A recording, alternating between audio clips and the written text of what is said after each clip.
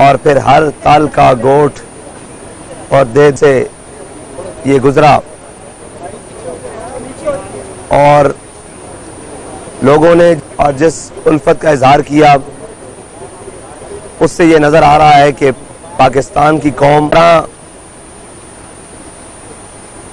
मुल्तान की आवाम ने तहरीक लब्बैक पाकिस्तान के इस मार्च को खुशामदीद कहा और एक तारीख रकम की, और जिसका मुख्तसर सफ़र जो तकरीबन बहावलपुर चौक से घंटाघर चौक तक था वो 4 घंटों में, और आवाम ने ये बताया हर रंगीन नारे वालों से और हर रंगीन दावे वालों से बेजार हो चुके हैं।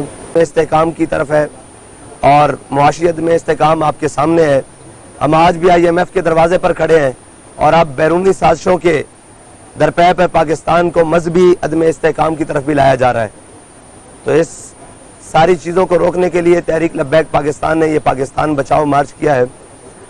और इस वक्त पाकिस्तान जो अपनी 76 साल उम्र पूरी करने को है और पाकिस्तान आज भी इन नाहल हुक्मरानों और इन नाहल करप्ट टोलों की वजह से और इन झूठे दावेदारों की वजह से आज के दिन भी IMF के दरवाजे पर खड़ा है। पाकिस्तान के अंदर बजट पेश होने को है और जो पाकिस्तानी मईशत के साथ खिलवाड़ किया जा रहा है और जो लोग बाहर से मंगवा कर पाकिस्तान के अंदर कहा जा रहा है कि ये आएंगे तो मईशत दुरुस्त होगी। मिफ्ता इस्माइल साहब को उतारा गया और फिर कहा गया कि जनाब इसहाक डार साहब आएंगे तो डॉलर नीचे आ जाएगा। जब वो आए तो डॉलर 300 से भी ऊपर उड़ान भर गया। और अल्हम्दुलिल्लाह तहरीक लब्बैक पाकिस्तान ने जब ये मार्च का ऐलान किया है तब से हर चीज़ की कीमतें नीचे आना शुरू हो गई हैं। घी भी सस्ता हो गया है, पेट्रोल की भी कुछ कीमत नीचे आई है, LPG की भी नीचे आई है और डॉलर भी थोड़ा सा नीचे गया है। लेकिन हम ये कहते हैं कि ये मसनूई किल्लत नहीं, ये मसनूई बहरान नहीं डालना, कौम को हकीकी रिलीफ दिलवाना है और इंशाल्लाह दिलवाएंगे। आलमी मंडी में पेट्रोल की कीमतें मुसलसल गिरने के बावजूद पाकिस्तान में पेट्रोल की कीमत को कम नहीं किया जा रहा और लेवीज के नाम पर इस टाइम कौम से तकरीबन पर लीटर जो है वो 50 रुपए से भी ऊपर कमाई की जा रही है। और जब हम लाहौर से निकलने लगे एक प्रेस कॉन्फ्रेंस से एक दिन पहले, तो हमसे पाकिस्तान के अंदर 2 निज़ाम चल रहे हैं। एक है हुकूमती निज़ाम और इसके पैरेलल साथ जो इससे भी ज्यादा मजबूत है वो माफियाज है। पाकिस्तान के अंदर जो माफियाज है उन्होंने राब्ता किया कि आप पेट्रोल के दर पे क्यों हैं, आप क्यों इसको सस्ता करवाना चाहते हैं, आप हमें अपने अकाउंट्स दें, आप हमें खुफिया अकाउंट्स दें, ओमनी स्टाइल के अकाउंट्स दें, हम 5 रुपए पर लीटर आपके अकाउंट्स में डेली आपको कमीशन भेजते हैं और आप भी खामोशी से बैठे और हम भी खामोशी से बैठे। तो मैं बड़ा हैरान हुआ कि ये कौन से लोग हैं, वो हुकूमत से हटकर जो माफियाज जो इस वक्त हुकूमत से भी ज्यादा मजबूत है, बल्कि इस रियासत में सबसे ज्यादा जो लोग मजबूत हैं वो माफियाज हैं। वो लैंड माफियाज हों, वो पेट्रोलियम के अंदर माफियाज हों, वो जनाब थाना कल्चर के माफियाज हों, वो पटवार खाने के माफियाज हों, वो जनाब वाटर टैंकर के माफियाज हों। इस वक्त पाकिस्तान को मुख्तलिफ जिहतों से घेर रखा है। जहां से जिसका बस चलता है सियासतदानों का चलता है, सियासतदानों ने घेर रखा है। जहां से माफियाज का बस चलता है माफियाज ने घेर रखा है। पाकिस्तान के अंदर बैक वक्त इतने बहरान चल रहे हैं कि इस वक्त कौम को, और कहते हैं इलेक्शन, हम इलेक्शन के हामी हैं, आइन के मुताबिक हामी हैं, लेकिन हमारी ये इल्तिजा है कि इलेक्शन तक इस कौम को जिंदा तो रखा जाए। आज रात गुज़श्ता रात जो खबर आई है तकरीबन 45.7% गैस की कीमतों को बढ़ाया जा रहा है, तकरीबन 400% वो बनता है। 400% जी 50% बढ़ा दिया है। 50% जो गैस की कीमतों को बढ़ाया जा रहा है। और अगर इस तरह हुकूमतें चलानी है और इस तरह पैसे इकट्ठे करके और इस तरह महंगाई करके चलानी है, तो फिर ये जो 35 साल तजर्बाकार लाए गए हैं और उनके साथ 50 साल जो सिंध के तजर्बाकार उठाकर, ये इनकी उम्र अगर सियासी बताई जाए तो दोनों की मिलाकर 85 साल तजर्बाकार सियासतदान, और फिर वो बाकी 11 जमातें एक तरफ और 2 जमातें, ये 13 जमातों की ये मजमुआ बनाया गया। अगर इस तरह हुकूमत चलानी है तो पाकिस्तान के किसी रेडीबान को भी दे दें, वो मुल्क के अंदर महंगाई करके, वो मुल्क के अंदर कानून के नाम पर कोई चीज ना हो। वो मुल्क के अंदर जनाब हर चीज जो मुंह जोर हो उसके नाम पर जो मर्जी करता फिरे और जैसे मर्जी करता फिरे। यहाँ पर कोई कानून नहीं, कोई आइन नहीं, लाकानूनियत है, चोर डाकू हैं। ये कनकोट के एरिया से हमारे सिंध के दोस्तों ने बताया, वहाँ के लोग भी आए इस्तकबाल करने के लिए। उन्होंने बताया कि जी यहाँ तो अजीब राज है, जिसका जो जब दिल करता है वो हमारी दुकानों को लूट कर चले जाते हैं। अगर हम मुजामत करें तो वो हमें उस वक्त कुछ नहीं कहते, बाद में आके रातों को घरों से उठा कर ले जाते हैं, अगवा करते हैं, फिर वहां मारते हैं, भत्ता वसूल करते हैं। तो पाकिस्तान में लाकानूनियत और उसके बाद कराची जैसे शहर को और जनाब सिंध को, अंदरूनी सिंध जो इंफ्रास्ट्रक्चर इस टाइम पाकिस्तान का तबाह हो चुका है। सिंध के तो कच्चे रोड भी नहीं है, यानी खाक के रोड है, यानी मिट्टी के रोड है, सोलंग भी वहां मौजूद नहीं। और अभी जो पंजाब की सड़कों का हाल, लोगों का हाल, महंगाई, यूटिलिटी स्टोर के अंदर जो किल्लत कायम की गई है, इसके खिलाफ अल्हम्दुलिल्लाह तहरीक लब्बैक पाकिस्तान ने आवाज उठाई है। और इंशाअल्लाह इन्होंने कहा कि उसके बाद हुकूमत ने राब्ता किया कि आपके पास कोई पेट्रोल सस्ता करने के लिए प्लान है। हमने उनको प्लान दिया, व्हाइट पेपर में भी दिया और वैसे भी दिया। हमने कहा हमारे साथ बैठे, आपको बताते हैं कि पेट्रोल कैसे सस्ता किया जा सकता है। लेकिन उससे भी हुकूमत भाग गई। और ये सारा जो गठजोड़ है वो सिर्फ इसलिए है कि नवाज शरीफ को अहल करवा लिया जाए और इमरान खान का शोर इसलिए है कि मुझे वजीर आजम बना दिया जाए। और बाकियों का यह है कि मेरा बेटा वजीर खारजा बन गया है। जरदारी साहब वो कहते हैं मेरा बेटा वजीर खारजा बन गया है, आगे मैं इसको वजीर आजम का कैंडिडेट बना दूं। पाकिस्तान की किसी को फिक्र नहीं है। इदारे इस वक्त तकसीम का शिकार हैं और जो अदलिया ने किरदार इमरान खान के मामले में अदा किया है वो निहायत मशकूक और निहायत घनावना है। अगर इसी तरह के बेनिफिट्स इन लोगों को मिलते रहे, जब ये कटहरे में आते हैं इनको पूछा जाए, और ये जब हम मिसालें देते हैं कि अगर हजरत उमर से पूछा जा सकता है कि जनाब ये कुर्ता कहाँ से बनाया गया है, तो उनसे भी पूछा जाए जिन्होंने ये अरबों रुपए पाकिस्तान से बाहर भेजे हैं। इसमें इमरान खान भी बड़ा मुजरिम है और उससे बड़ा मुजरिम भी वो शख्स है जिसका नाम लिया जाए तो बीप बचती है, और जो जिसका नाम लिया जाए वो माफियाज का हिस्सा है, जो पाकिस्तान को कभी बलूचिस्तान को सिंध में दाखिल करके अपनी सोसाइटी के नाम पर और कभी सिंध को बलूचिस्तान में दाखिल करके अपनी सोसाइटी के नाम पर पाकिस्तान को बेच कर खा रहे हैं। तो हम अल्हम्दुलिल्लाह इन सब के खिलाफ, इस जालिमाना और जाबिराना निजाम के खिलाफ निकले हैं और कौम हमारे साथ है। अगर आपका कोई सवाल हो सब आप क्या समझते हैं कि सारी सूरत हाल का हल क्या है?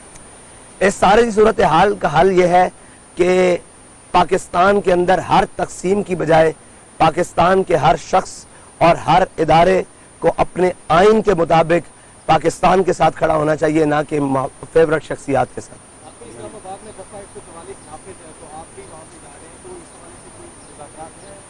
अभी तक तो हमारी कोई बात नहीं हुई, और अगर इस्लामाबाद में दफा 144 नाफिज है तो दफा 144 उन लोगों के लिए होती है जो शर फैलाते हैं या शर पसंदी करते हैं। अल्हम्दुलिल्लाह हम कराची से चले हैं सिंध, अंदरूनी सिंध, और आज मुल्तान की सरजमीन पे है। ना एक पत्ता टूटा है, ना किसी को कोई जनाब हमसे तकलीफ हुई है, बल्कि फसलें आम की पकी हुई, बागात पके हुए, हमारे कारकुनान गुजर के आए हैं, दुकानें रेडीबान अपनी रेडियां फ्रूट लगाए हुए हम गुजर के आए हैं। कोई एक शख्स भी ये शिकायत नहीं कर सकता कि यहाँ इन लोगों ने हमें कहीं तकलीफ पहुंचाई है। आप ये देखते हैं कि इलेक्शन कब तक हो रहे हैं? हाँ, ये बहुत बड़ा सवाल है कि इलेक्शन कब तक हो रहे हैं।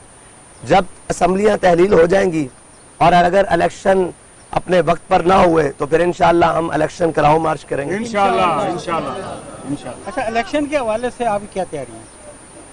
देखिए, इलेक्शन जब आएगा तो हम इंशाअल्लाह तैयार हैं। अगर अपने वक्त पर हुआ तो इंशाअल्लाह मुकम्मल तैयार है। मुकम्मल तैयारी के अलावा एक तासुर ये भी है कि आप सिर्फ इसको जमात को सिर्फ उलमा तक महदूद रखे हुए हैं। क्या दो सवाल हैं मेरे। पहली बात तो ये है कि आजकल जोड़ तोड़ का बड़ा दौर है और लोग मुख्तलिफ जमातों में शामिल हो रहे हैं, तो क्या जो लोग तहरीक लब्बैक का नारा लगाएं वो आपकी जमात में आ सकते हैं? और दूसरा, आपका क्राइटेरिया क्या होगा कि आप किस किस्म के लोगों को शामिल करेंगे? देखिए, आपने जो बात की ये तहरीक उलमा की भी है, सुलहा की भी है, मशाइख की भी है, अवाम की भी है, वकला की भी है, हर तबका हाय फिक्र से ताल्लुक़ रखने वाले शख्स की है। ये मेरे दाएं बाएं खड़े हैं, ये उलमा नहीं है, ये वकला है, पीछे ये जनाब ताजिर बरादरी है, हर शख्स के लिए है। और वो कहते हैं ना कि सलाह आम है याराना नुक्तादान के लिए। तो हम और दूसरी बात ये आपने कहा कि कोई तहरीक लब्बैक में आना चाहिए। हम किरदार को प्रायोरिटी देते हैं और हम किसी भी माल या उसके जा या उसके ख़ानदान को प्रायोरिटी नहीं देते। अगर वो किरदार का साफ है, वो जो शख्स भी है, जैसा भी है, इंशाअल्लाह हम हमारी तहरीक में वो आए, हम उसको इज्जत भी देंगे, मर्तबा भी देंगे, कंपनसेट भी करेंगे। आप क्या समझते हैं कि मुल्क में जिस वक्त जो हालात चल रहे हैं आपके समय और आपका ये मार्च जो है, ये क्या नताइज इसके सामने आ सकते हैं, आप क्या समझते हैं? और दूसरा ये बताइएगा कि जो आप फौज इस टाइम जो हालात हुए हैं, आपका क्या पैगाम है आप फौज के साथ? देखिए, जो मुल्क के इस वक्त हालात हैं वो आपके भी सामने और मेरे भी सामने। पाकिस्तानी अवाम को शायद अब इससे गर्ज नहीं कि हम पर हुक्मरान कौन रहे, उनको गर्ज इससे है कि हमें सहूलियात कौन मुयसर कर सकता है, हमें फ़ायदा कौन से दे सकता है, पाकिस्तान को दुरुस्त सिमत पर चला कौन सकता है। और हमारे मार्च से कम अज़ कम ये तो फ़ायदा हुआ है कि आप जब पेट्रोल पंप पर जाते हैं तो आपको पेट्रोल सस्ता मिलता है, जब रक्शे वाला LPG की दुकान पर जाता है तो उसको 400 रुपये कम, 390 रुपये, 360 रुपये कम सस्ती गैस मिल रही है। और हमारे से ये तो हुआ है कि कोई गरीब दुकान पर जाता है तो उसको घी सस्ता मिलता है। अभी हम मुल्तान तक पहुंचे हैं, इस्लामाबाद तक जाएंगे तो इंशाल्लाह आटा भी सस्ता होगा, चीनी भी सस्ती होगी, बहुत सारी चीज़ें। और पाकिस्तान, आपने फ़ौज के हवाले से बात की है तो देखें जी, फ़ौज हमारा फ़ख्र है, हर लिहाज से फ़ख्र है। और पाकिस्तान के साथ और अवाम के साथ जो फ़ौज का ताल्लुक है वो मोहब्बत का ताल्लुक है। रही बात सियासत में और रही बात इन मामलात की, तो देखिए हमने भी बहुत सारे इस मुल्क में 5 क्रैकडाउन्स का सामना किया है, हमारी शहादतें भी हुई हैं, लेकिन हमें अपने और बेगाने की तमीज़ रही है। हमारे लोगों में, हमें भी आकर लोगों ने मशवरे दिए हैं, ऐसे कर लिया जाए, ऐसे कर लिया जाए, लेकिन हमारे बुजुर्गों ने हमें ये सिखाया है, गुटी में पढ़ाया है कि ये पाकिस्तान हमारे बड़ों ने बनाया है, इस पाकिस्तान की बका हमारे साथ है। मैं आपको गारंटी से कहता हूं कि यहाँ से जो शख्स रिटायर्ड होके जाता है उसकी लंदन, ऑस्ट्रेलिया, वहां जाके बेल्जियम जाके ब्रेक लगती है। हमारा जीना मरना इस मुल्क के साथ है, ठीक है। और हमारे लिए फख्र का बायस है कि हम यही मरेंगे और यही दफन होंगे। ना हमारे कारोबार बाहर हैं, ना बच्चे बाहर हैं, ना तालीम बाहर है, ना सेहत बाहर। पाक फौज की तनसीबात को नुकसान पहुंचाने वालों के खिलाफ जो कार्रवाई हो रही है, आप उसको किस नज़र से देखते हैं और आप क्या समझते हैं कि ये कार्रवाई होनी चाहिए या नहीं? देखिए, इसमें हमारी राय ये है कि जिन्होंने भी ऐसे कौम को उभारा और कौम को आगे लेकर गए, उन जिम्मेदारान के खिलाफ कार्रवाई होनी चाहिए। अवाम तो किसी भी लीडर के पीछे है। आज मैं खड़ा हूँ, कहीं ऐलान करूँ तो ये लोग उस तरफ चल पड़ेंगे, तो जिम्मेदार मैं हूँ, जिम्मेदार मेरे साथ ये कैबिनेट के लोग हैं। और कौम के बच्चों को रिलीफ देना चाहिए, उनसे अगर गलती हुई भी है तो आम माफी का ऐलान करना चाहिए, या उनको कम अज कम इस वक्त उस रास्ते से नहीं गुजारना चाहिए कि फिर हमें खुदा न खास्ता खाक हमारे मुंह में कि हमें बलोचिस्तान जैसे हालात से गुजरना पड़े, हमें सिंध जैसे हालात से गुजरना पड़े, हमें PTM जैसी और जनाब खैबर पख्तूनख्वा जैसे हालात। आपकी अपनी कौम के बच्चे हैं, अगर उनसे गलती हुई है तो हम पीटते रहे। जब नामूस रिसालत की बात आई तो कहा जाता रहा हुजूर ने सबको माफ किया, तो आज हम भी कहते हैं कि आप कौम के बच्चों को माफ करें। जो जिम्मेदारान हैं उनको जरूर कटहरे में लाएं, उनको जनाब कानून की गिरफ्त में लाएं, उनको सामने खड़ा करें, जो उनका जुर्म बनता है उनको सजा दें। लब्बैक लब्बैक या रसूल अल्लाह, लब्बैक लब्बैक लब्बैक या रसूल अल्लाह। आपके अलावा कोई सवाल करें?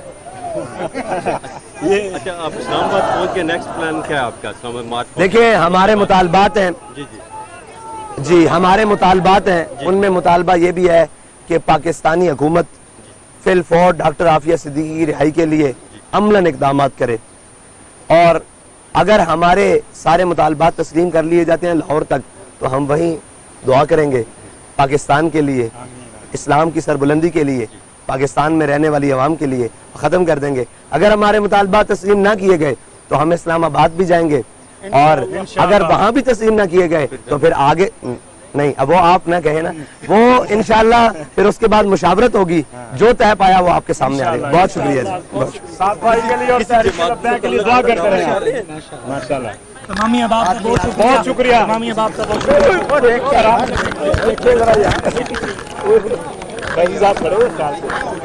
जी जी,